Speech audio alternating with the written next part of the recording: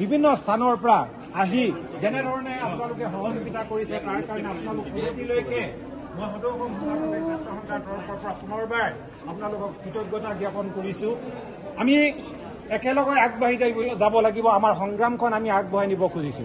ইতিমধ্যে যি তিনিটা দাবীৰ কথা কৈছো, সদৌ অসম সোণালকুছি ছাত্ৰ সন্থা আৰু সোণালকুছি নাৰী সন্থাই সোণালকুছি স্বায়ত্তশাসিত পৰিষদৰ নিৰ্বাচন অনুষ্ঠিত কৰাৰ দাবীত সোণালকুছিসকলৰ ষষ্ঠ অনুযোগ প্ৰদান কৰাৰ দাবীত আৰু চৰকাৰে এটা বৰ্তমানৰ যিসকল পৰিষদ তেওঁলোকে ইতিমধ্যে তেওঁলোকৰ কাৰ্যকাল শেষ হৈছে, তেওঁলোকে কি হৈছে, তেওঁলোকে সোণালকুছি স্বায়ত্তশাসিত পৰিষদ নিৰ্বাচন অনুষ্ঠিত নকৰি এখন অন্তৰ্বৰ্তীকালীন স্বায়ত্তশাসিত পৰিষদ গঠন কৰি পুনৰবাৰ তেওঁলোকে আজি বহুদিনলৈ যাতে পৰিষদখনক খাই থাকিব পাৰে, পৰিষদখনৰ টকাবিলাক যাতে সৰব দিব পাৰে, তেওঁলোকে সেইকাৰণে তেওঁলোকে কি কৰিছে, সোণালকুছি স্বায়ত্তশাসিত পৰিষদ নিৰ্বাচন অনুষ্ঠিত নকৰি কেনে এখন অন্তৰ্বৰ্তীকালীন পৰিষদ গঠন কৰি তেওঁলোকে পুনৰবাৰ দুৰ্নীতিৰ সৈতে কাম কৰি থাকিবৰ কাৰণে এখন চৰকাৰ গঠন কৰিবলৈ বিচাৰিছে।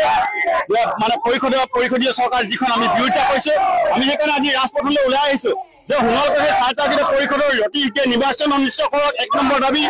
2 নম্বৰ দাবী আছে কি অন্তৰ্বৰ্তীকালীন পৰিষদ গঠন ব্যৱস্থা সম্পূৰ্ণৰূপে বন্ধ কৰক আৰু এই ব্যৱস্থা আমি গ্ৰহণ নকৰো। যদি তেওঁলোকে অন্তৰ্বৰ্তীকালীন পৰিষদৰ ব্যৱস্থা কৰে বা পৰিষদ গঠন কৰে, আমি কিন্তু সোণালকুছি স্বায়ত্তশাসিত পৰিষদৰ অফিচত এজনৰ প্ৰতিনিধিক আমি সোমাবলৈ নিদিওঁ।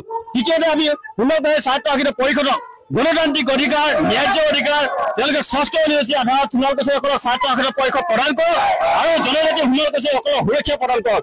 এই দাবী আমি ৰাজপথলৈ আজি ওলাই আহিছো।